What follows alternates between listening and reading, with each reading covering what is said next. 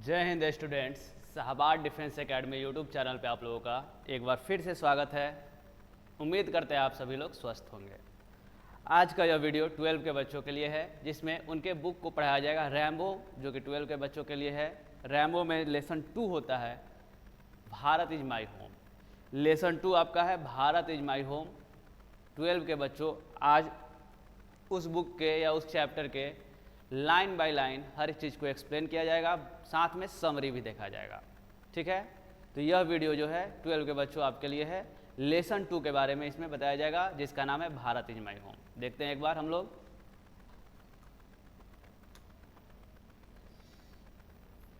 Twelfth class Bihar board, English, इसमें भी book का सेक्शन होगा आपका लेसन 2, जिसका नाम है भारत इज माई होम। लेखक का अगर बात कहा जाए, इसके लेखक हैं डॉक्टर जाकिर हुसैन।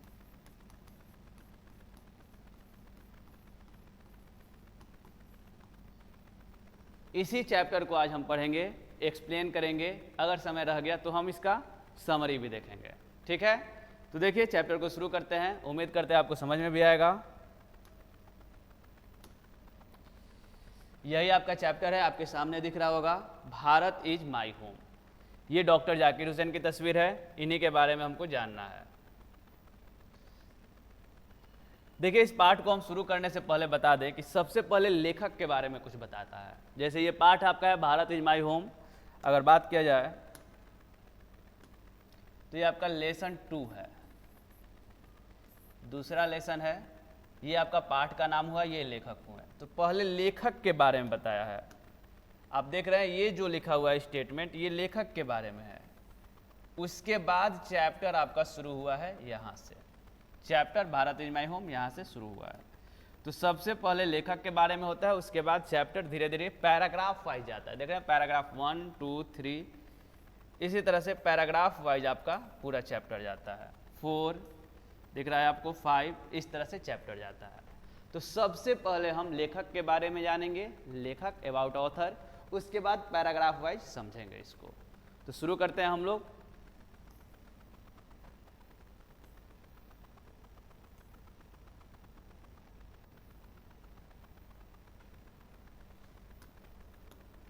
देखिए लिखा हुआ है डॉक्टर जाकिर हुसैन 1897 टू 1969, मतलब ये इनका जन्म है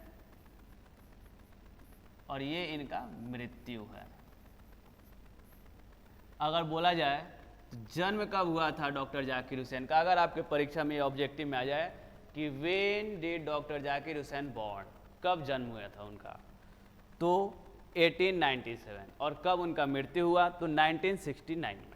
ठीक है, तो पहला ऑब्जेक्टिव आपके पास यही है कि डॉक्टर जाकिर हुसैन, जिनका जन्म 1897 और मृत्यु 1969 में हुआ था, बॉर्न इन हैदराबाद। अब क्वेश्चन पूछ दे कहाँ पे हुआ था, तो आपको समझ में आ रहा है हैदराबाद में इनका जन्म हुआ था। Was one of our greatest freedom fighters, वो जो थे हमारे एक महान फ्रीडम फाइटर थे, स्वतंत्रता सेनानी थे। एज वेल एज, उसके साथ साथ एन एमिनेंट एजुकेशनिस्ट, एक प्रसिद्ध शिक्षाविद थे। अगर कोई कहे एमिनेंट मतलब क्या होता है, तो एमिनेंट का मतलब होता है प्रसिद्ध। एमिनेंट का मतलब होता है प्रसिद्ध, फेमस, पॉपुलर। एजुकेशनिस्ट थे मतलब शिक्षाविद थे। तो यहाँ तक आपको समझ में आ गया होगा मेरे ख्याल से कि डॉक्टर जाकिर हुसैन, जिनका जन्म 1897 में और मृत्यु 1969 में हुआ था, हैदराबाद में इनका जन्म हुआ था। वो एक महान स्वतंत्रता सेनानी के साथ साथ एक महान या प्रसिद्ध शिक्षाविद भी थे। Doctor Hussain became the president of India in 1967। यहाँ से भी एक ऑब्जेक्टिव बन रहा है, अगर पूछता है कि डॉक्टर जाकिर हुसैन भारत के क्या थे, तो प्रेसिडेंट थे, राष्ट्रपति थे। कब चुने गए थे या कब बने थे, तो आपके सामने देख रहे हैं 1967 में, मतलब प्रेसिडेंट बने डॉक्टर जाकिर हुसैन 1967 ईस्वी में भारत के। अगर ऐसे डिटेल्स में जाएं तो भारत के ये तीसरे प्रधान राष्ट्रपति थे। सबसे पहले डॉक्टर राजेंद्र प्रसाद, उसके बाद सर्वपल्ली राधाकृष्णन और तीसरे हमारे थे डॉक्टर जाकिर हुसैन। अगर मुस्लिम में कहा जाए तो ये देश के प्रथम मुस्लिम राष्ट्रपति थे और राष्ट्रपति के संख्या में तीसरे थे। कब बने? तो 1967 ईस्वी में बने। क्लियर है? आगे बढ़ते हैं। Earlier he had served as the governor of Bihar. इससे पहले वो बिहार के गवर्नर रह चुके थे, बिहार के राज्यपाल रह चुके थे। समझ में आ रहा है क्या लिखा हुआ है? अर्लियर, इससे पहले, ही हैड सर्व्ड, उन्होंने सेवा किया था, as the governor of Bihar, Bihar के गवर्नर के रूप में भी इससे पहले उन्होंने सेवा किया था। फिर कह रहा है Bharat is my home is an extract. ये जो चैप्टर है आपका भारत इज माई होम, ये जो चैप्टर आप पढ़ रहे हैं, ये एक एक्सट्रैक्ट है। एक्सट्रैक्ट कहने का मतलब अंश है, खंड है, टुकड़ा है। एक्सट्रैक्ट है मतलब कि अंश है, हिस्सा है किसी चीज का। किस चीज का हिस्सा है? देखिए, Bharat is my home is an extract from the speech he gave in 1967। जब वो भाषण दे रहे थे 1967 में, तो उसी भाषण का एक अंश है यह chapter. After taking the oath as president, और भाषण क्यों दे रहे थे 1967 में, कब दे रहे थे? तो जब ओथ ले रहे थे, शपथ ले रहे थे राष्ट्रपति का, उसके बाद राष्ट्रपति का शपथ लेने के बाद उन्होंने एक भाषण दिया, देश के वासियों को समर्पित किया, और वही भाषण जो है आपका पाठ बना है भारत इज माई होम। ठीक है, तो ये बात आपको समझ में आ गया होगा मेरे ख्याल से। भारत इज माई होम जो है कहानी नहीं है, निबंध नहीं है, यह एक स्पीच है, भाषण है। किसका भाषण है? तो डॉक्टर जाकिर हुसैन का है। कब इन्होंने भाषण दिया? तो 1967 ईस्वी में दिया। कब? तो राष्ट्रपति के रूप में शपथ लेने के बाद लोगों को संबोधित किया। यही लाइन लिखा है, देखिए, Bharat is my home is an extract from the speech he gave in 1967। एक अंश है जिसको उन्होंने 1967 में दिया था, after taking the oath as president, president के रूप में ओथ लेने के बाद। इन हिज फर्स्ट स्पीच, इन्होंने अपने प्रथम भाषण में एज द प्रेसिडेंट, प्रेसिडेंट के रूप में ऑफ इंडिया, अपने पहले भाषण में प्रेसिडेंट के रूप में भारत के प्रेसिडेंट बनने के बाद, शपथ लेने के बाद जो पहला भाषण दिया था, उसमें डॉक्टर जाकिर हुसैन प्लेजेज हिमसेल्फ, वो खुद से प्लेज करते हैं। प्लेज करना मतलब वादा करना। डॉक्टर जाकिर हुसैन खुद से वादा करते हैं, प्लेजेज हिमसेल्फ, खुद से प्लेज करते हैं, to the service of the totality of Indian culture, India's culture, India के भारतीय संस्कृति के संपूर्णता के लिए वो सेवा करेंगे, सर्विस करेंगे। इस बात का खुद से वादा करते हैं। कह रहा है यहाँ से आप समझेंगे तो कि उन्होंने अपने पहले स्पीच में, राष्ट्रपति के रूप में पहले स्पीच में खुद से वादा किया है, हिमसेल्फ से प्लेज किया है कि वो भारत के संस्कृति के संपूर्णता के लिए सेवा करेंगे। ठीक है, भारतीय संस्कृति के संपूर्णता के लिए, इंडियाज कल्चर के टोटलिटी के लिए सर्विस करेंगे। इस बात का वादा करते हैं हुसैन जी खुद से। क्लियर है? तो ये लेखक के बारे में है। उम्मीद करते हैं यहाँ तक समझ में आया होगा। ठीक है, संक्षेप में अगर समझा जाए एक बार फिर से, तो देखिए क्या कह रहा है। डॉक्टर जाकिर हुसैन का जन्म 1897 से 1969 तक, मतलब जन्म 97 में और मृत्यु 1969 में हैदराबाद में हुआ था, और वो स्वतंत्रता सेनानी के साथ साथ शिक्षाविद भी थे, एक शिक्षाविद भी थे। इसके बाद कह रहा है कि डॉक्टर जाकिर हुसैन राष्ट्रपति बने थे 1967 में। 1967 में राष्ट्रपति बनने से पहले वो बिहार के गवर्नर भी रह चुके थे। ये सारे ऑब्जेक्टिव्स हो सकते हैं, बिहार के गवर्नर भी रह चुके थे। ये जो आप पाठ पढ़ रहे हैं, ये एक टुकड़ा है उनके भाषण का, जिस भाषण के उन्होंने 1967 में दिया था राष्ट्रपति बनने के बाद। राष्ट्रपति बनने के बाद जो पहला भाषण था, उसमें डॉक्टर जाकिर हुसैन वादा करते हैं खुद से कि वो भारतीय संस्कृति के टोटलिटी के लिए ही सेवा करेंगे। ये था आपका लेखक के बारे में। इससे जो ऑब्जेक्टिव्स बन सकता है, आपके एग्जाम में आ सकता है, उसको भी हम लिखवा रहे हैं। आप देख सकते हैं, खुद से नोट भी कर सकते हैं।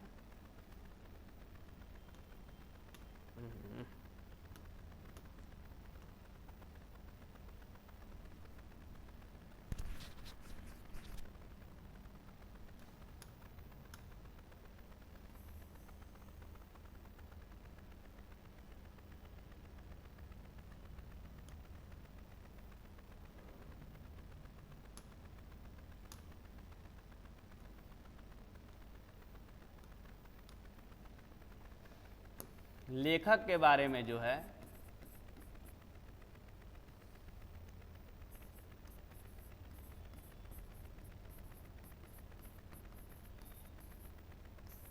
उससे जो ऑब्जेक्टिव बन रहा है आपका पहला, सबसे पहला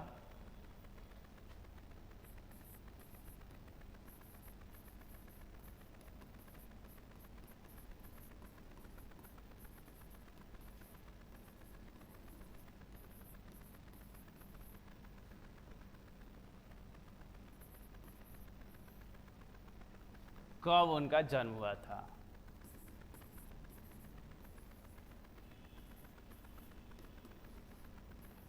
तथा कब उनका मृत्यु हुआ था। फिर अगर क्वेश्चन बनाना हो तो क्या बना सकते हैं हम लोग,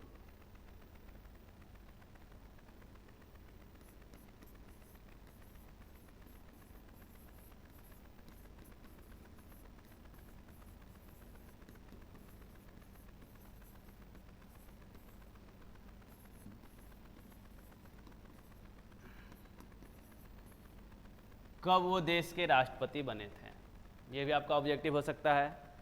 और क्या ऑब्जेक्टिव हो सकता है,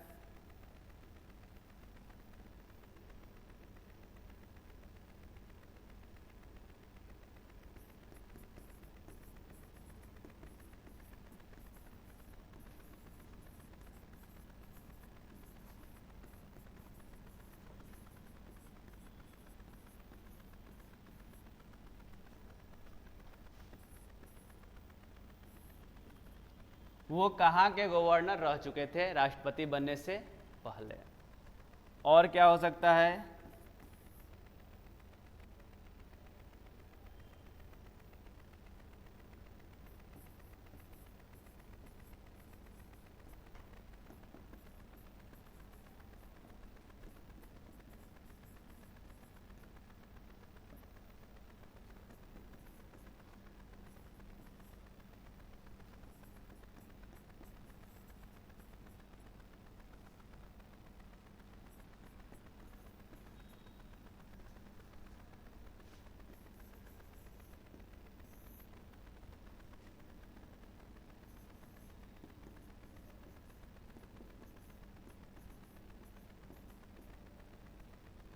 ये जो चैप्टर है वो क्या है, कहाँ से लिया गया है। तो ये देखिए, ये सारे ऑब्जेक्टिव्स बन सकते हैं। आप अभी पढ़े हैं तो आप खुद से भी बता सकते हैं। अगर बात किया जाए, पहला लिखा हुआ है doctor Zakir Hussain was born on, कब उनका जन्म हुआ था। अभी हम बताए हैं, याद होगा शायद आपको, 1897 में। एंड डाइड इन, और कब उनका मृत्यु हुआ ये भी बताया गया है। याद है तो अच्छी बात है, नहीं तो याद रखिए 1969 में। ठीक है। फिर बात किया जाए, he became the president of India in, कब राष्ट्रपति बने थे, तो 1967 में, 1967 में। फिर आगे आते हैं, earlier he served as the governor of, कहाँ के गवर्नर के रूप में वो थे, नियुक्त थे राष्ट्रपति बनने से पहले, तो गवर्नर ऑफ, याद है, कमेंट कर सकते हैं, गवर्नर ऑफ बिहार। इसके बाद Bharat is my home is an extract of his speech, उनके भाषण का एक अंश है जिसको उन्होंने 1967 में दिया था। ठीक है। तो ये सारे ऑब्जेक्टिव्स बन सकते थे जो आपके सामने है, इसको आपको याद करना है, नोट भी कर लेना है। तो लेखक के बारे में जो भी था आप जान चुके, लिख भी चुके हैं। आपका यहाँ तक जो है कंप्लीट हो चुका है, लेखक के बारे में कंप्लीट हो गया है। अब इसके बाद देखते हैं हम, चैप्टर शुरू होगा, पैराग्राफ वाइज होगा। ध्यान दीजिएगा, Bharat is my home chapter यहाँ से शुरू हो रहा है और ये पैराग्राफ वाइज हो रहा है। पैराग्राफ शुरू करते हैं। सबसे पहले स्टार्टिंग देखते हैं क्या लिखा हुआ है, दिख रहा है, आई मस्ट कन्फेस, मैं अवश्य इस बात को स्वीकार करता हूँ, कन्फेस करता हूँ, दैट आई एम ओवरवेल्ड, कि मैं बहुत ज़्यादा प्रसन्न हूँ, ओवरवेल्ड बहुत ज़्यादा खुश हूँ, by the trust my people have placed in me, इस बात से बहुत ज़्यादा खुश हूँ कि लोगों ने मुझ पर ट्रस्ट किया है, भरोसा दिखाया है, बाय इलेक्टिंग में कैसे दिखाया है, तो मुझे चुनकर to the highest office in the land, इस दुनिया का ही जो सबसे हाईएस्ट ऑफिस है, सर्वोच्च कार्यालय है, राष्ट्रपति का कार्यालय, मतलब भारत के लिए बात किया जा रहा है, उसमें इनको चुन करके इलेक्ट करके लोगों ने जो विश्वास दिखाया है उस बात को लेकर मैं बहुत ज़्यादा प्रसन्न हूँ, ओवरवेल्म्ड हूँ। और ये जो मैं बोल रहा है ये डॉक्टर जाकिर हुसैन का यूज किया हुआ स्टेटमेंट है, मतलब मैं का अर्थ हुआ डॉक्टर जाकिर हुसैन। तो डॉक्टर जाकिर हुसैन क्या कहते हैं कि मैं बहुत ज़्यादा प्रसन्न हूँ, इस बात को कन्फेस करता हूँ, स्वीकार करता हूँ, इस बात को लेकर खुश हूँ कि लोगों ने मुझ में विश्वास दिलाया है। किस प्रकार से विश्वास दिलाया है कि मुझे इस दुनिया के भारत के सर्वोच्च कार्यालय का नेता चुनकर या इस जगह पर चुनकर हम पे विश्वास दिखाया है। तो पूरा लाइन समझ में आ गया होगा। पहला स्टेटमेंट लोगों को संबोधित करते हैं डॉक्टर जाकिर हुसैन और कहते हैं कि मैं बहुत ज़्यादा खुश हूँ क्योंकि लोगों ने मुझ में विश्वास दिखाया और मुझे सर्वोच्च कार्यालय में चुना है। फिर आगे बढ़ते हैं, दूसरा पैराग्राफ देखिए, कह रहा है doctor Radhakrishnan brought to the presidency. अब ये अपने से पहले वाले का बात करते हैं, आपको पहले हम बताए थे, शायद याद भी होगा, एक बार और लिख देते हैं। पहले जो हमारे फर्स्ट प्रेसिडेंट थे वो थे डॉक्टर राजेंद्र प्रसाद।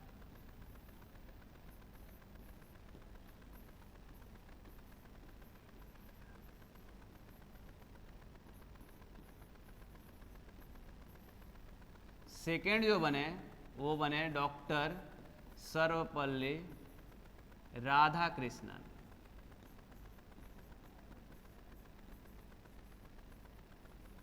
और तीसरे यही बने हमारे डॉक्टर जाकिर हुसैन।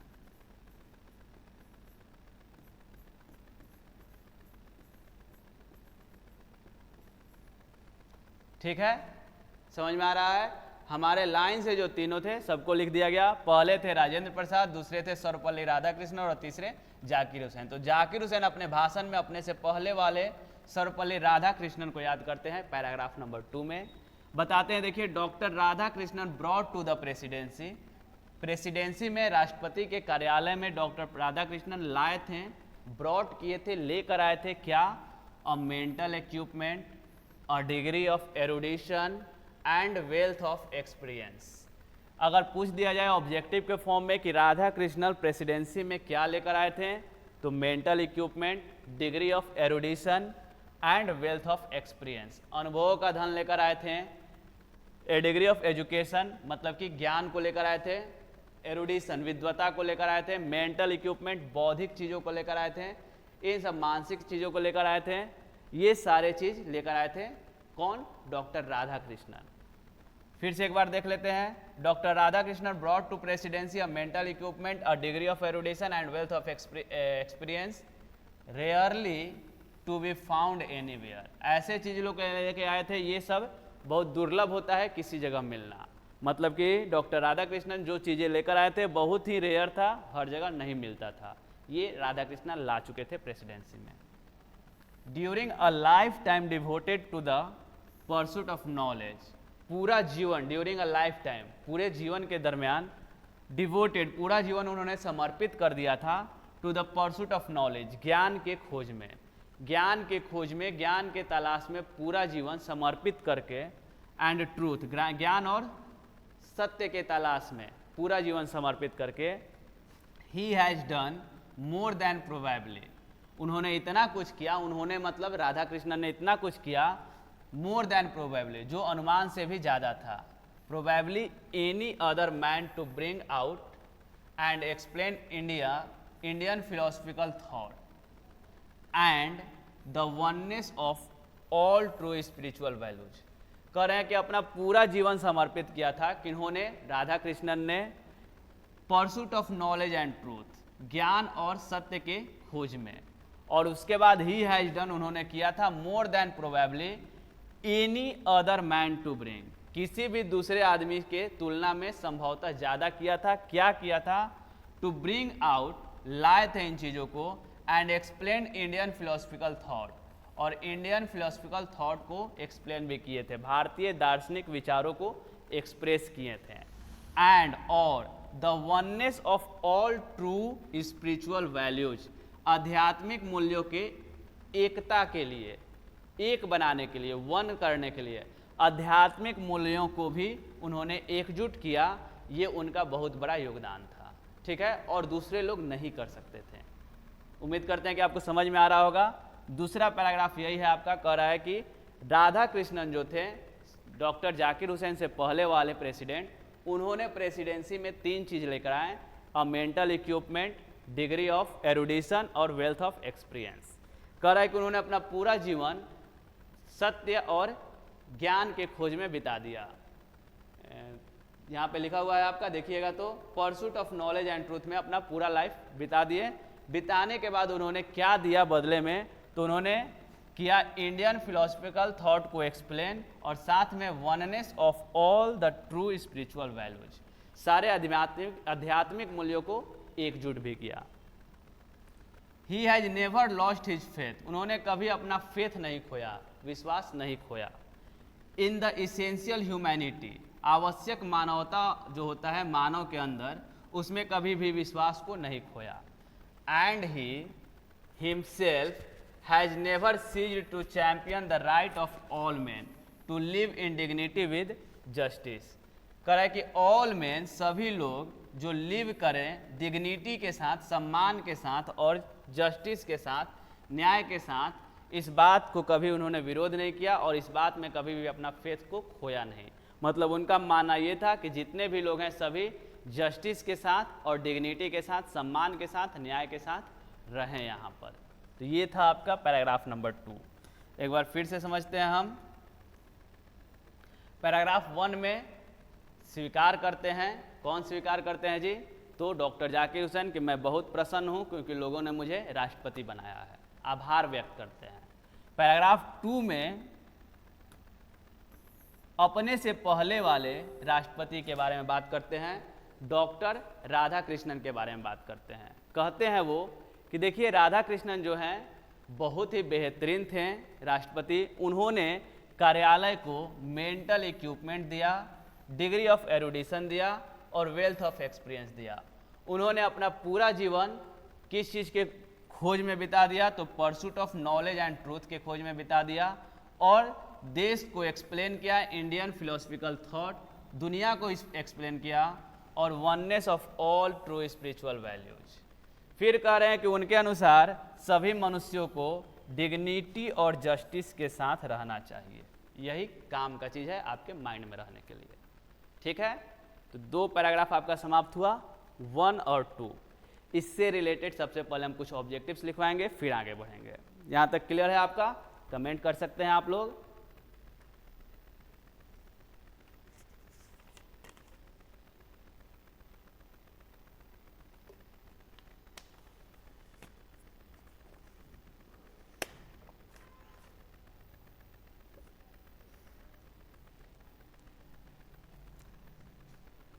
देखते हैं इससे ऑब्जेक्टिव कुछ बनता है तो।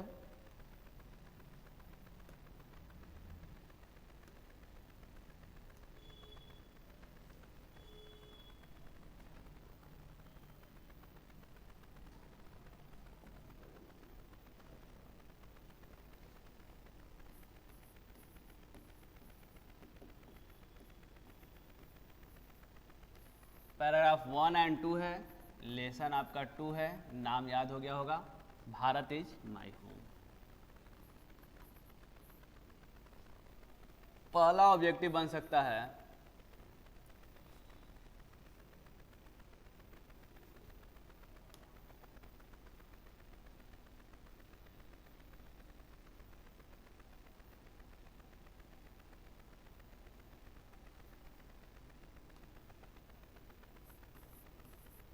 Doctor Radha Krishnan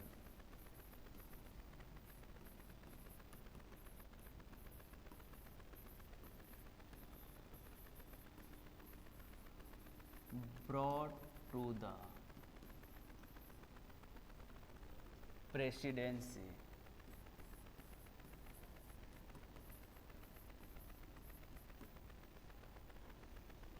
mental equipment, a degree of erudition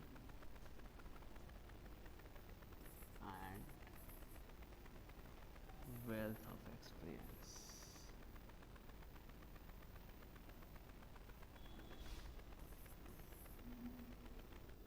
दूसरा का अगर बात किया जाए,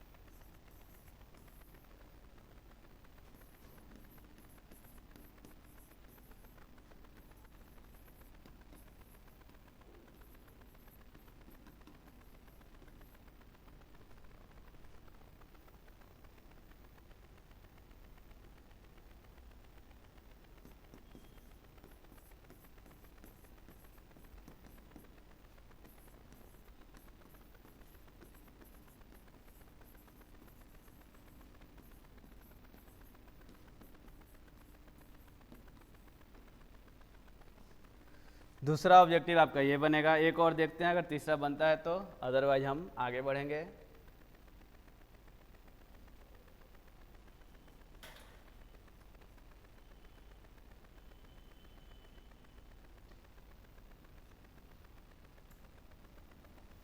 बस दो ऑब्जेक्टिव आपका दिख रहा है।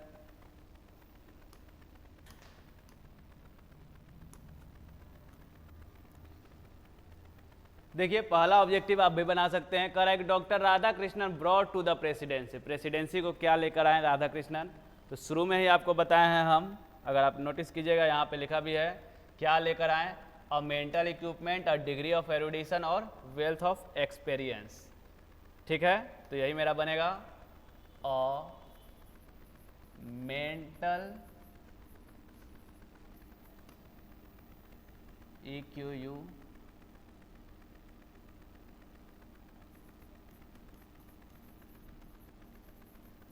और डिग्री ऑफ एरुडिशन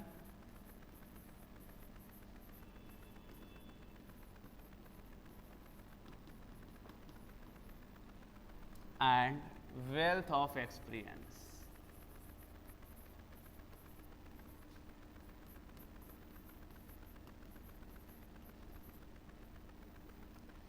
यही आपका ऑब्जेक्टिव दे या फिलर दे, ऑब्जेक्टिव ही देगा मेरे ख्याल से। इस तरह से क्वेश्चन बना सकता है।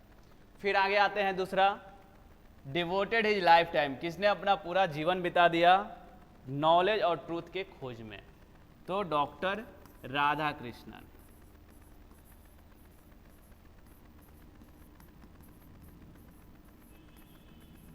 डॉक्टर राधा कृष्णन ने अपना पूरा जीवन बिता दिया किस चीज के खोज में, तो आप भी समझ रहे हैं, नॉलेज और ट्रूथ के खोज में। ये था आपका दो पैराग्राफ 1 और 2।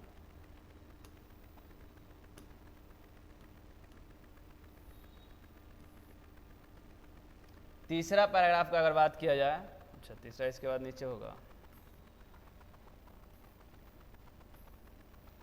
तीसरा पैराग्राफ देखिए लिख रहा है, I can only assure, I can only assure. इसका मतलब आई मतलब अभी समझ रहे हैं डॉक्टर जाकिर हुसैन, तो कह रहा है doctor Zakir Hussain can only assure, सिर्फ एश्योर दिला सकते हैं, भरोसा दिला सकते हैं, यकीन दिला सकते हैं, यू आपको मतलब लोगों को, I can only assure you, मैं सिर्फ आप लोगों को यकीन दिला सकता हूँ, दैट कि आई इंटर दिस ऑफिस, मैं इस कार्यालय में एंटर कर रहा हूँ, इन अ स्पिरिट ऑफ प्रेफुल ह्यूमैनिटी, विनम्रता पूर्वक, इस विनम्रता के साथ इस कार्यालय में प्रवेश कर रहा हूँ, एंड टोटल डेडिकेशन, और पूर्ण समर्पण के साथ यहाँ प्रवेश कर रहा हूँ। डॉक्टर जाकिर हुसैन कह रहे हैं कि मैं आपको यकीन दिला सकता हूँ, सिर्फ यकीन ही दिला सकता हूँ कि मैं अपने टोटल डेडिकेशन के साथ और विनम्रता प्रेफुल ह्यूमैनिटी के साथ कार्यालय में प्रवेश कर रहा हूँ। कार्यालय मतलब राष्ट्रपति कार्यालय में।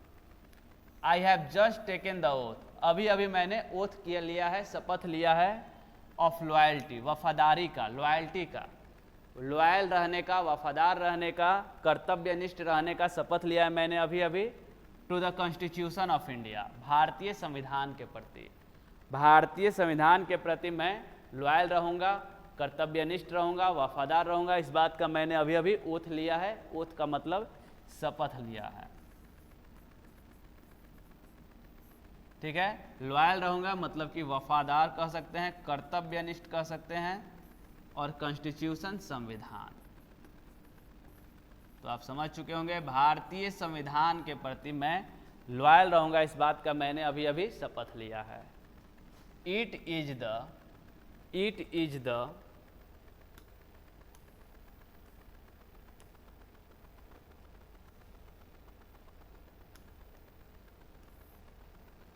It is the constitution. इससे पहले वाला आप समझ रहे हैं, ऊपर थोड़ा सा लिखा था, कुछ ज़्यादा ही ऊपर चला गया था। It is the constitution of a comparatively new state. यह जो कॉन्स्टिट्यूशन है, संविधान है, वो तुलनात्मक रूप से नए राज्य का है।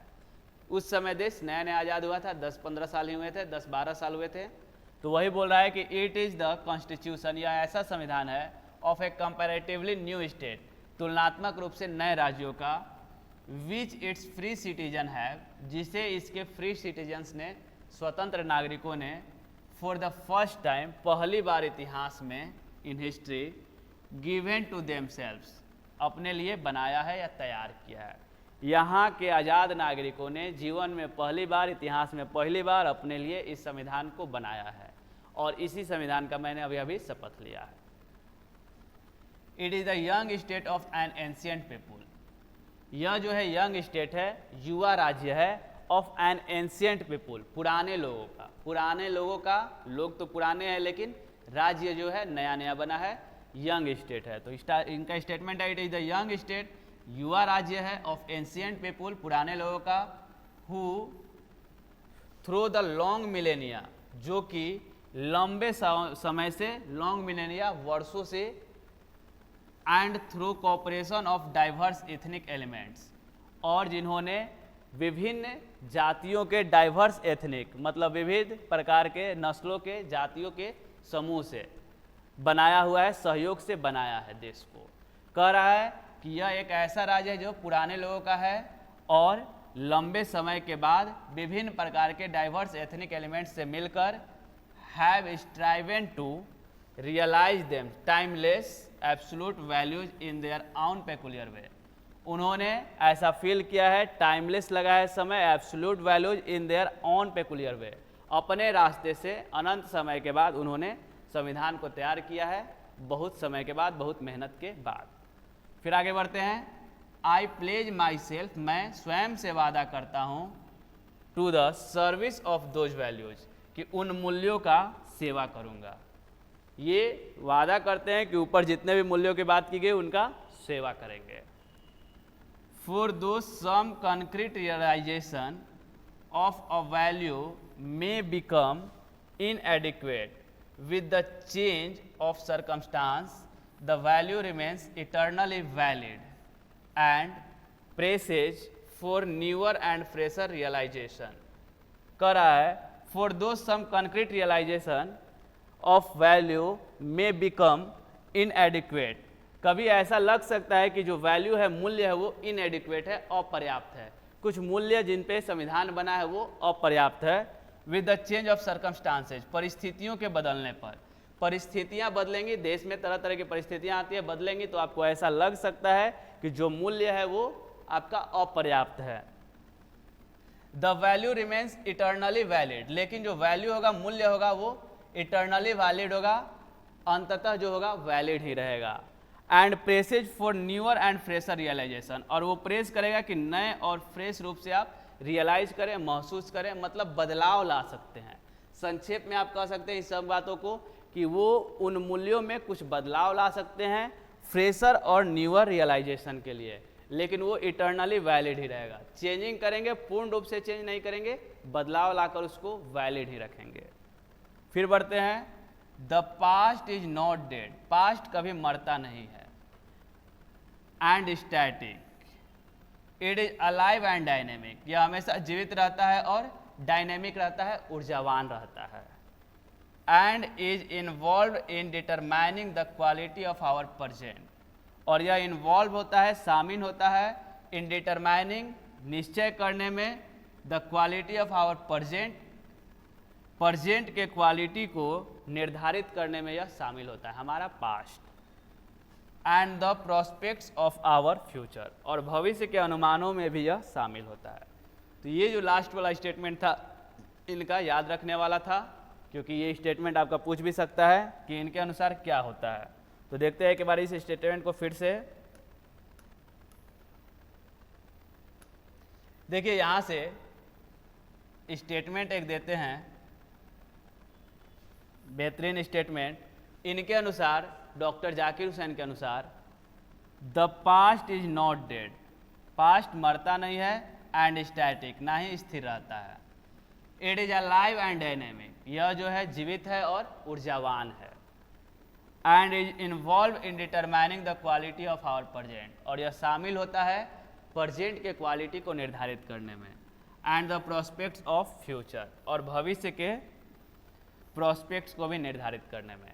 ये स्टेटमेंट है डॉक्टर जाकिर हुसैन का, और यही स्टेटमेंट इस पैराग्राफ में काम का भी है।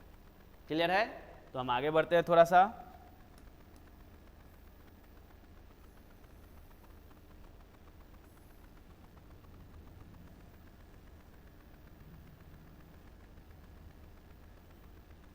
देखिए अगला पैराग्राफ कर रहा है, the process of its constant renewal is indeed the process of growth of national culture and national character. It is the business of education, as I see it, to minister this constant renewal, and I may be forgiven the presumption that my choice to the high office has mainly, if not entirely, been made on account of long occasion with the education of my people. I maintain that education is a prime instrument of national purpose, and that quality of education is inescapably involved in the quality of the nation. पूरा एक बार read किए कि आप भी read कीजिए, read करने से आपका फ्लुएंसी बनेगा। आप इस वीडियो को यहीं पे रोक कर रीड कर सकते हैं, अभी हम रीड किए थे, सुनकर भी आप रीड कर सकते हैं। अब अर्थ समझते हैं क्या कह रहा है, the process of its constant renewal, इसका लगातार बदलते रहना, मतलब जो नियम बदल रहे हैं, जो वैल्यूज हैं ऊपर चर्चा किया गया था उसको बदला जा सकता है। तो वही कह रहा है कि the process of its constant renewal, लगातार रिन्यू करने का, नयापन लाने का जो प्रोसेस है, इनडीड, वास्तव में, the process of growth of national culture and national character, राष्ट्रीय कल्चर का और राष्ट्रीय चरित्र के ये ग्रोथ का प्रोसेस है। अगर आप कुछ नयापन लाते हैं, the process of constant renewal, बार बार कुछ नयापन ला रहे हैं, तो ये नयापन जो होगा वो वास्तव में प्रोसेस होगा ग्रोथ का, विकास का प्रक्रिया होगा, राष्ट्रीय कल्चर, संस्कृति और राष्ट्रीय चरित्र, नेशनल कैरेक्टर के, राष्ट्रीय चरित्र और राष्ट्रीय संस्कृति के विकास का प्रोसेस है कॉन्स्टेंट रिन्यूअल, लगातार बदलाव, निरंतर बदलाव। क्या है? तो एक प्रक्रिया है जो कि राष्ट्रीय कल्चर और कैरेक्टर के बदलाव की प्रक्रिया है। फिर आगे आते हैं, it is the business of education, यह जो है एजुकेशन का बिजनेस है, शिक्षा का व्यवसाय है। एज आई सी इट, जैसा मैं देख रहा हूँ, मैं मतलब डॉक्टर जाकिर हुसैन ऐसा देख रहे हैं। To minister this constant renewal, इसको रिन्यू करना लगातार, ये शिक्षा का काम है, शिक्षा के ऊपर दिया जा रहा है। जितना आप शिक्षित होंगे उतना बदलाव लाते जाएंगे। If not entirely been made on account of my long association with the education of my people, I maintain that education is a prime. यहाँ से देखते हैं फिर एक बार, यहाँ से बोल रहा था कि यह जो काम है ये एजुकेशन का है, शिक्षा का है। कौन सा काम? कॉन्स्टेंट रिन्यूअल का काम। यहाँ भी लिखा हुआ है कॉन्स्टेंट रिन्यूअल का काम जो है शिक्षा का काम है, जैसा कि ये देख रहे हैं। इसके बाद कह रहे हैं ये कि आई मेंटेन, मैं मेंटेन करता हूँ, या मैं, मुझे यह मानना है कि education is prime instrument of national purpose, national purpose का एजुकेशन जो होता है प्राइम इंस्ट्रूमेंट होता है, राष्ट्रीय उद्देश्य का शिक्षा ही मुख्य इंस्ट्रूमेंट होता है। व्यवसाय, आई maintain that education is prime instrument of national purpose and that quality of education is inescapably involve in the quality of the nation. कहने का अर्थ मेरा यह मानना है कि एजुकेशन जो है वो प्राइम इंस्ट्रूमेंट है नेशनल पर्पस का, राष्ट्रीय उद्देश्यों का प्राइम इंस्ट्रूमेंट है, प्राथमिक उपकरण है। एंड दैट क्वालिटी, और यह गुण ऑफ एजुकेशन शिक्षा का, इज इनएस्केपेबली अनिवार्य रूप से इन्वॉल्व शामिल है in the quality of the nation, राष्ट्र के गुण में, राष्ट्रीय गुणों में यह शामिल भी है शिक्षा। मतलब पूरे ये पैराग्राफ 4 में इन्होंने शिक्षा के बारे में बताया कि अगर आप शिक्षित हैं तो बदलाव लाएंगे, कांस्टेंट रिन्यूअल करेंगे, लगातार चेंजिंग लाएंगे, और चेंजिंग लाने से विकास होगा राष्ट्रीय कल्चर का और राष्ट्रीय चरित्र का। और यह तभी संभव है जब आप एजुकेशनिस्ट होंगे, शिक्षित होंगे। इसीलिए उनका मानना है कि एजुकेशन ही प्राइम इंस्ट्रूमेंट है नेशनल पर्पस का। क्लियर है? यही आपको बताया गया। ये था आपका पैराग्राफ 4। पैराग्राफ 5 में आते हैं हम। देखिए पैराग्राफ 5 क्या कह रहा है आपका,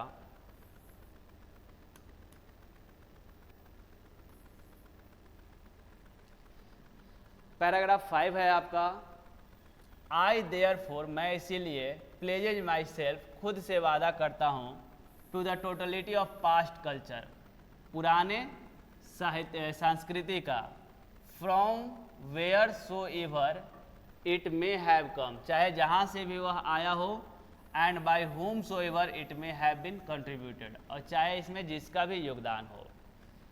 आई प्लेज माई सेल्फ, मैं खुद से वादा करता हूँ, to the service of the totality to my country's culture, अपने देश के संस्कृति के संपूर्णता के लिए काम करूँगा। I pledge my totality to my country, मैं वादा करता हूँ, मेरा लॉयलिटी होगा, वफादारी होगा मेरे कंट्री के प्रति, इरिस्पेक्टिव ऑफ रिलीजन, न कि धर्म के प्रति, धर्म के विपरीत, और लैंग्वेज, भाषा के विपरीत, धर्म और भाषा को छोड़कर देश के प्रति मैं वफादार रहूँगा। I pledge myself to work for the strength and progress and for the welfare of the people without distinction of caste, colour और क्रीड। कह रहे हैं कि आई प्लेज माई सेल्फ, मैं खुद से वादा करता हूँ, टू वर्क, के काम करूँगा, for its strength and progress, इसके मजबूती के लिए और विकास के लिए, and for the welfare of its people, और यहाँ के लोगों के कल्याण के लिए, विदाउट डिस्टिंक्शन, बिना भेदभाव किए, कास्ट का, जाति का, कलर का और क्रीड का, कास्ट, कलर, क्रीड के बिना भेदभाव के कार्य करूँगा। The whole of Bharat is my home, पूरा भारत इनका घर है, and its people are my family, और यहाँ के लोग इनके परिवार हैं। The people have chosen to make me the head of the family, और लोगों ने इन्हें परिवार का हेड बनाया है, मुखिया बनाया है, फॉर अ सर्टेन टाइम, एक निश्चित समय के लिए। It shall be my earnest endeavour to, और ये इनका प्रयास होगा, to seek to make this home strong, कि अपने घर को मजबूत बनाए, एंड ब्यूटीफुल, और खूबसूरत बनाए। ए वर्दी होम, एक लायक होम बनाए, योग्य होम बनाए, for a great people engaged in the fascinating task of building up a just and prosperous and graceful life, कि लोग यहाँ के जो हों वो प्रॉस्परस ऑफ ग्रेसफुल लाइफ जीवन जिए, प्रॉस्परस और ग्रेसफुल जीवन जिए। ये अभी आपको समझाया नहीं गया, मान के चलिए रीड किया गया, कि आप भी रीड करना सीख लें, रीड करते करते समझ लें। अब हम इसी को समझा रहे हैं एक बार फिर से, आपको अच्छी तरह से क्लियर हो। देखिए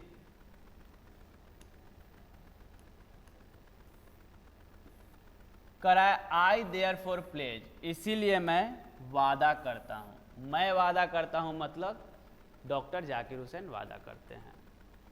माई सेल्फ, खुद से, टू द लॉयलिटी, कि मैं वफादार रहूँगा। डॉक्टर जाकिर हुसैन वादा करते हैं खुद से कि वे वफादार रहेंगे, ऑफ आवर पास्ट कल्चर, अपने पुराने संस्कृति को लेकर, पुरानी परंपराओं को लेकर वो कर्तव्यनिष्ठ रहेंगे, वफादार रहेंगे।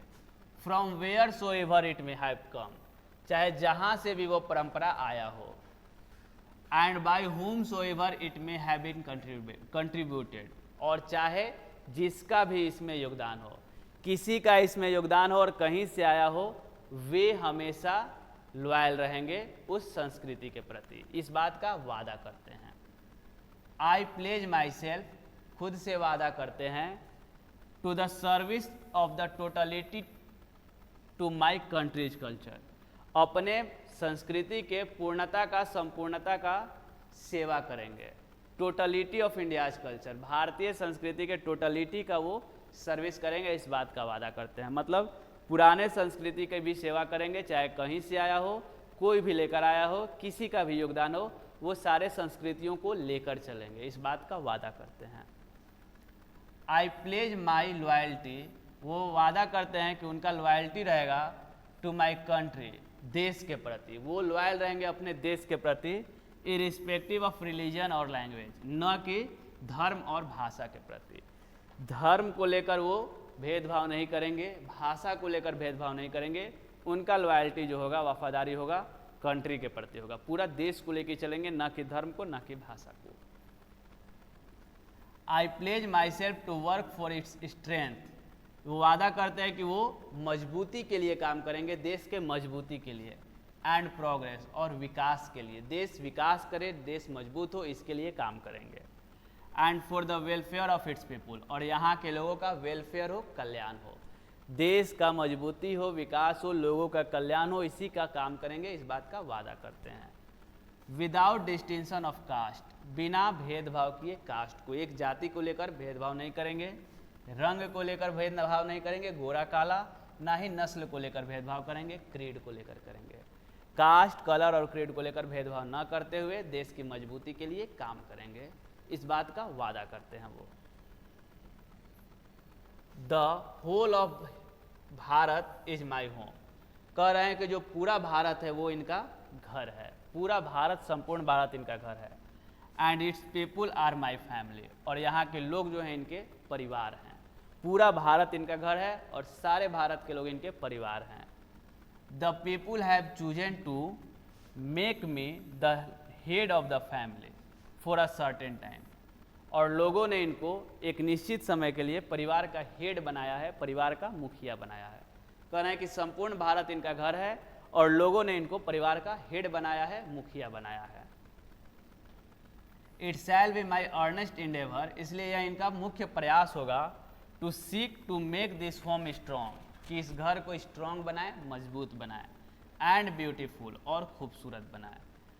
पूरे भारत के लोग इनके परिवार हैं और इन्होंने इन्हें मुखिया बनाया है, वो भी एक निश्चित समय के लिए बनाया है, इसलिए इनका प्रयास रहेगा कि इस समय में वो अपने देश को मजबूत करें, घर को मजबूत करें और सुंदर बनाए, दिस होम को स्ट्रॉन्ग करें और ब्यूटीफुल बनाए, एक योग्य होम बनाए, एक काबिल होम बनाए, ग्रेट पीपुल्स के लिए ऐसा होम बनाए कि ग्रेट पीपुल इंगेज रहें, व्यस्त रहें, महान लोग इसमें रहें, इंगेज रहें, व्यस्त रहें और समृद्ध जीवन जिए, प्रॉस्परस जीवन जिए, ग्रेसफुल लाइफ जिए, शानदार जीवन जिए। यहाँ के लोग जो हों महान हो, ग्रेसफुल जीवन जिए, प्रॉस्परस लाइफ जिए, ऐसा देश बनाने का संकल्प लेते हैं और कहते हैं कि ये मेरा कर्तव्य है। तो ये था आपका पैराग्राफ नंबर 5। पैराग्राफ 5 एक बार फिर से समझिए, आप कोशिश कीजिए कि आपको समझ में आ जाए। इनसे रिलेटेड ऑब्जेक्टिव हम बताने वाले हैं अभी तुरंत।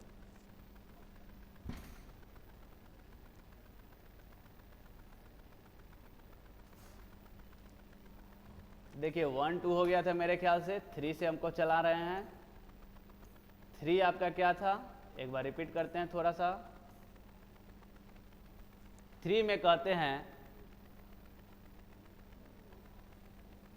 कि मैं इस कार्यालय में प्रवेश कर रहा हूं, राष्ट्रपति का शपथ लेते समय भाषण दे रहे हैं, शपथ ले लिया और भाषण दे रहे हैं, कह रहे हैं कि मैं आपको यकीन दिलाता हूं देशवासियों कि मैं कार्यालय में प्रवेश करूंगा पूर्ण समर्पण के साथ, टोटल डेडिकेशन के साथ और विनम्रता के साथ, प्रेफुल ह्यूमैनिटी के साथ। वो भी कह रहे हैं कि अभी अभी मैंने इस संविधान के प्रति शपथ लिया है, ऐसा संविधान जो कि, अब संविधान के बारे में कुछ बता रहे हैं, जो कि तुलनात्मक रूप से नया राज्य है, अभी नया नया बना है, यहाँ के लोग अभी अभी फ्री हुए हैं, आज़ाद हुए हैं और इतिहास में पहली बार अपने लिए संविधान बनाए हैं। कह रहा है कि यह युवा राज्य है, नया राज्य है, लेकिन यहाँ के लोग पुराने हैं, एंशियंट पीपुल हैं जो कि लंबे समय तक प्रयास करके, सहयोग करके एक दूसरे का, डाइवर्स एथनिक लोग देश को आज़ादी दिलाए हैं और अपना एक मूल्य स्थापित किए हैं, और इन्हीं मूल्यों का वो हमेशा से सेवा करेंगे। इस बात का भी वो वादा करते हैं कि मूल्यों को नुकसान नहीं पहुंचाएंगे। इसके बाद एक बात वो कहते हैं इस लाइन में, अच्छा है यहाँ से देखिएगा, आप नोटिस कीजिएगा तो कि पास्ट जो होता है वो हमेशा कभी मरता नहीं है और ना ही स्थिर रहता है, वो जीवित रहता है और डायनेमिक रहता है। मतलब पास्ट हमेशा जीवित और डायनेमिक रहता है, वो प्रेजेंट को निर्धारित करने में भी अपना रोल निभाता है और फ्यूचर का अनुमान लगाने में भी अपना रोल निभाता है। तो ये एक स्टेटमेंट इनका था जो कि अभी हम लिखवाएंगे भी, इनके अनुसार पास्ट के बारे में क्या उनकी राय है। फिर आगे बढ़ते हैं हम लोग, तो देखेंगे अगला पैराग्राफ में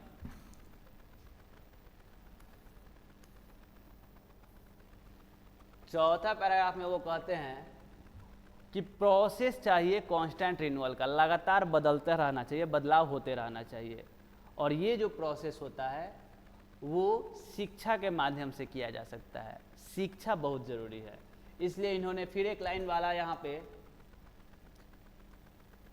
कि education is prime instrument of national purpose, राष्ट्रीय उद्देश्यों के लिए शिक्षा जो होता है वो मुख्य हथियार होता है। तो ये भी आपका ऑब्जेक्टिव जरूर बढ़ने वाला है, एजुकेशन वाला।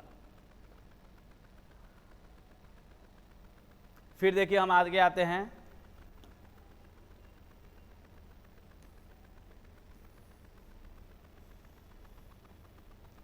पांचवा में, तो इसमें उन्होंने कहा है, इसीलिए वो ये वादा करते हैं कि पुराने कल्चर को नहीं छोड़ेंगे, पुराने कल्चर से जुड़े रहेंगे, चाहे कहीं से आया हो, चाहे इसमें किसी का योगदान हो, उसको लेकर साथ में चलेंगे। फिर कहते हैं कि वो अपने देश के लिए काम करेंगे, न कि एक धर्म के लिए, एक भाषा के लिए, न जाति के लिए, न ही रंग के लिए, न ही नस्ल के लिए, इन सब के ऊपर उनके लिए देश है और देश के लिए काम करेंगे। फिर कह रहे हैं कि यहाँ के पूरे लोग जो हैं इनके परिवार हैं और देश उनका घर है, और परिवार के लोग एक निश्चित समय के लिए उनको मुखिया चुने हुए हैं, इसलिए वो ऐसा काम करेंगे कि देश मजबूत हो, देश के लोग शानदार जीवन जिए, प्रॉस्परस जीवन जिए, समृद्ध जीवन जिए। तो ये था आपका पांचवा। तो इनसे रिलेटेड अब आप भी समझते हैं, कुछ ऑब्जेक्टिव लिखवाएंगे हम, उसके बाद आगे बढ़ेंगे। तो जो ऑब्जेक्टिव बन सकता है देखते हैं हम।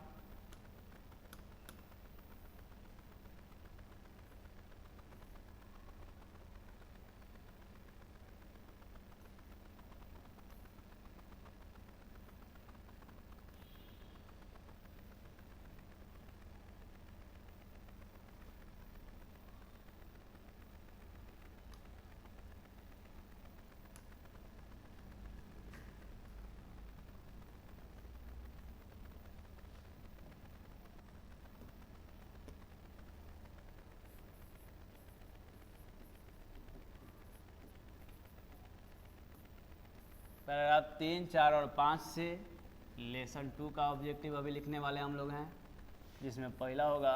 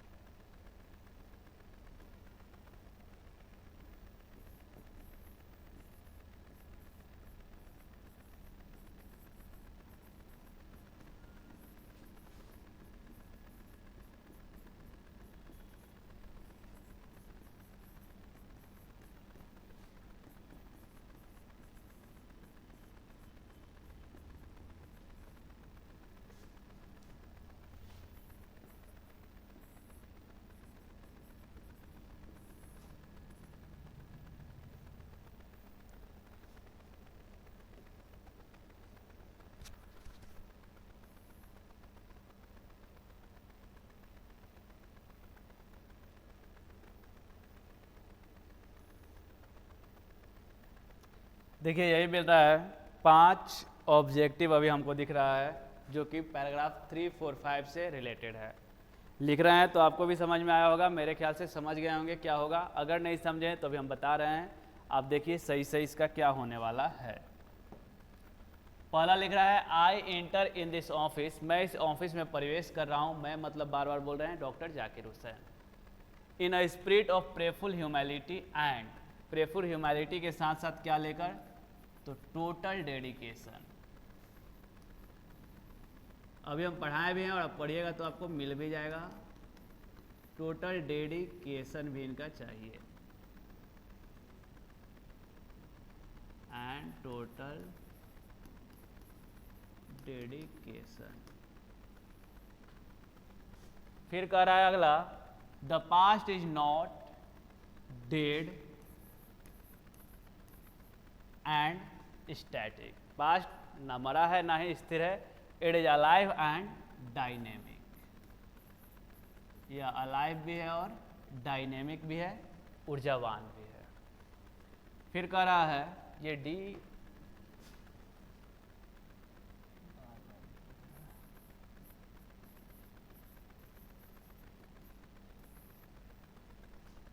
The process of constant renewal is indeed, वास्तव में जो कॉन्स्टेंट रिन्यूअल का प्रोसेस है, the process of growth of national culture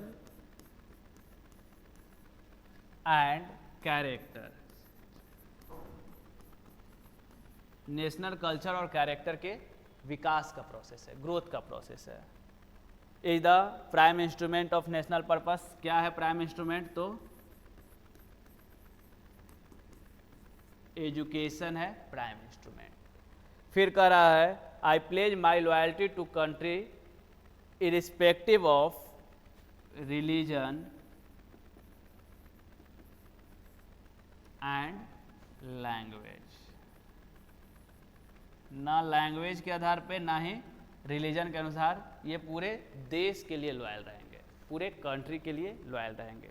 ये था आपका कुछ ऑब्जेक्टिव्स पैराग्राफ नंबर 3, 4 और 5 से। ठीक है, आप नोट कर सकते हैं, इसको याद भी करना होगा आपको। समझ गए हैं तो याद करने की जरूरत नहीं है, आपके हमेशा दिमाग पे रहेगा।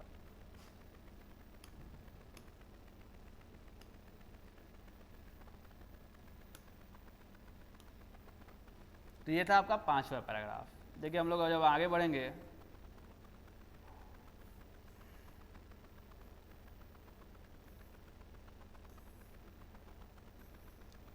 सिक्स पैराग्राफ देखते हैं हम एक बार। छठा पैराग्राफ क्या कह रहा है, पहले रीड करेंगे फिर समझेंगे।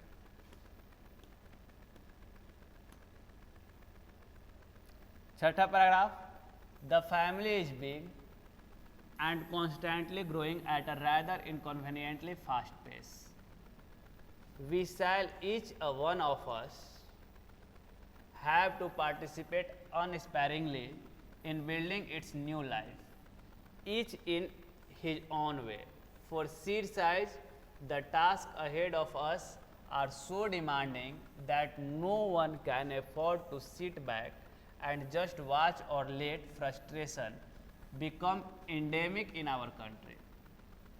The situation or demands of us work and more work, silent and sincere work, solid and steady reconstruction of the whole material and cultural life of our people. क्या है समझते एक बार। अभी रीड किया गया, आप इसको रोक के एक बार खुद से भी रीड कर सकते हैं। रीड करना बार बार हम बोलते हैं आपके लिए प्रॉफिट होगा, हमेशा बेनिफिशियल होगा। तो देखिए इसका अर्थ एक बार समझते हैं। करा द फैमिली इज बिग, परिवार जो है बहुत बड़ा है, पूरा देश के लोग कोई परिवार बना है तो परिवार बड़ा है। एंड इज कॉन्स्टेंटली ग्रोइंग, और लगातार बढ़ते जा रहा है, वृद्धि होते जा रहा है। At a rather inconveniently fast pace, बहुत तेज गति से बढ़ रहा है। परिवार बहुत बड़ा है और इसका प्रगति जो हो रहा है बहुत तेज गति से होते जा रहा है। वी, हम लोग, शैल, ईच वन ऑफ अस, प्रत्येक लोग, हैव टू पार्टिसिपेट, प्रत्येक लोगों को पार्टिसिपेट करना होगा, भागीदारी देना होगा, unsparingly in building its new life, देश का नया लाइफ बनाना है तो हम लोगों में से प्रत्येक को अपना भागीदारी देना होगा, क्योंकि देश बहुत बड़ा है और बहुत तेज़ी से बढ़ ही रहा है, इसलिए सबको अपना योगदान देना होगा। Each in his on way, सबको अपने स्तर पे योगदान देना होगा। मतलब जो जो काम कर रहा है वो ईमानदारी से करे और पूरा मेहनत से करे। जैसे कि टीचिंग लाइन है तो हम लोग टीचिंग ही करें, ईमानदारी से करें, अपने तरीके से देश के प्रगति में योगदान दें। आप स्टूडेंट हैं, बढ़िया से पढ़िए, देश में योगदान दीजिए, आपका अपना काम ढंग से कीजिए, यही देश के लिए योगदान होगा। For seed size the task ahead of us are so demanding that, कह रहा है कि इतना बड़ा टास्क है हमारे सामने जो वर्क है, काम का जो ढेर लगा है इतना बड़ा है, सो डिमांडिंग है that no one can afford to sit back, कोई पीछे नहीं जा सकता है, कोई पीछे हट नहीं सकता है, सबको मिलके प्रयास करना होगा। एंड जस्ट वॉच और लेट फ्रस्ट्रेशन बिकम इंडेमिक, अगर आप जस्ट वॉच करते हैं, सिर्फ बैठ के देखते हैं और फ्रस्ट्रेट रहते हैं, सिर्फ काम नहीं करते हैं, become endemic in our country, तो हमारे देश के लिए वो समस्या हो जाएगा, इंडेमिक हो जाएगा, प्रॉब्लम क्रिएट करेगा। समझ में आ रहा है? कह रहे हैं कि हमारे पास काम का इतना लोड है देश को प्रगति करने के लिए, आगे बढ़ाने के लिए, कि आप स्थिर नहीं रह सकते, पीछे नहीं हट सकते। आप शांत केवल देखते हैं या फ्रस्ट्रेट रहते हैं, दिक्कत देते हैं, तो ये पूरे देश के लिए इंडेमिक होगा, महामारी होगा, एक बीमारी होगा। The situation on demands of us work, situation on demand है, हमसे डिमांड कर रहा है कि हम वर्क करें, काम करें। वर्क एंड मोर वर्क, काम करें और भरपूर काम करें, बहुत काम करें। साइलेंट एंड सिंसियर वर्क, शांति से काम करें और ईमानदारी से काम करें, सिंसियर वर्क करें। सॉलिड एंड स्टेडी, मजबूत और लगातार। रिकंस्ट्रक्शन, जो रिकंस्ट्रक्शन होगा, पुनः बुनियाद बनेगा, पुनः ढांचा तैयार होगा of the whole material and cultural life of our people, हमारे लोगों का पूरा पुनः बदलाव होगा और क्या होगा, कल्चरल लाइफ भी सुधार आएगा, सांस्कृतिक जीवन में भी सुधार आएगा। कह रहा है कि हमारे देश में अभी ज़रूरत है वर्क करने की, बहुत ज़्यादा वर्क करने की, लगातार वर्क करने की, शांत और सिंसियर वर्क करने की। ऐसा करके ही हम अपने जीवन में कल्चरल लाइफ को फिर से इस्टेब्लिश कर सकते हैं, पुनः इस्टेब्लिश करते हैं, रिकंस्ट्रक्ट कर सकते हैं। ठीक है, ये बताया गया 6 में।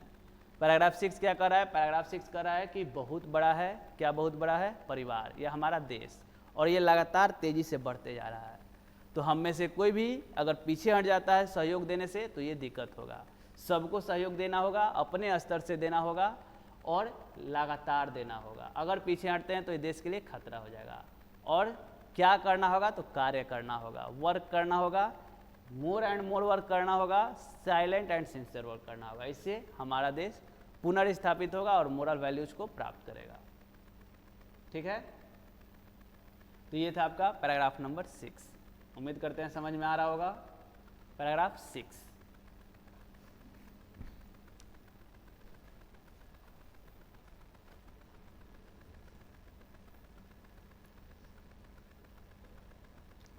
से रिलेटेड भी देख लेते हैं एक बार objective.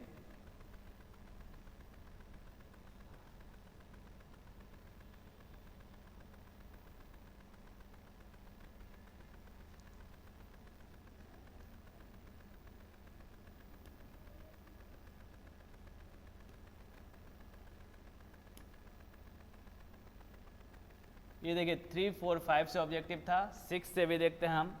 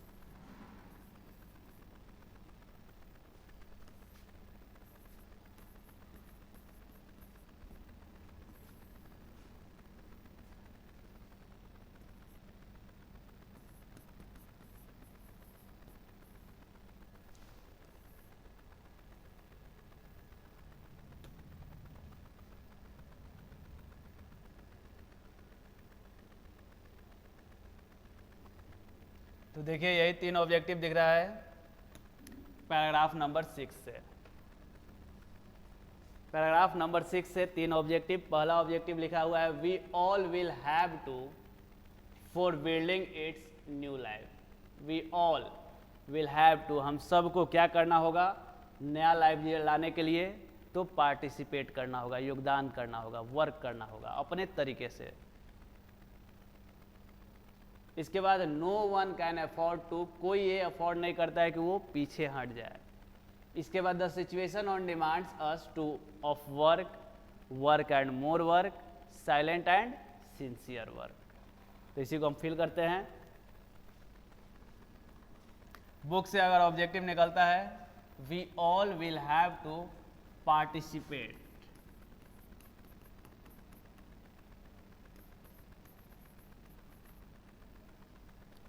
for building its new life. No one can afford to sit back. और आपका है the situation on demands us of work, work and more work,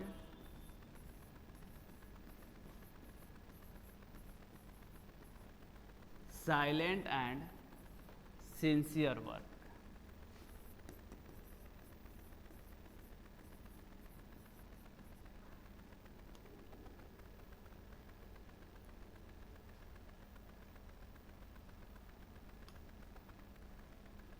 यही है आपका पैराग्राफ नंबर 6 तक। पैराग्राफ 6 तक में अगर कोई समस्या है तो उसको सॉल्व किया जाएगा। आपके कमेंट का इंतजार रहेगा, आप कमेंट कीजिएगा। अगर ठीक होगा तो इसके बाद जो पैराग्राफ बचे हैं वो और समरी, उसको हम लोग समाप्त करेंगे अगले वीडियो में। अभी पैराग्राफ 6 तक आपका हो गया है। पैराग्राफ 1 से 6 तक साथ में लेखक के बारे में बताया गया, ऑथर के बारे में बताया गया। पैराग्राफ 7, 8 और 9 पैराग्राफ तक ही है, ज़्यादा नहीं बचा है। अगला जो वीडियो होगा इसका पार्ट 2 बनेगा, उसमें इस पार्ट को पूरा ख़त्म कर दिया जाएगा। मतलब कि जो बचे हुए हैं वो साथ में ऑब्जेक्टिव और समरी तीनों ले लिया जाएगा और ये चैप्टर पूर्ण रूप से समाप्त हो जाएगा। ठीक है, तो आज के वीडियो को हम यहीं पे रोकने वाले हैं। यह वीडियो जो था आपका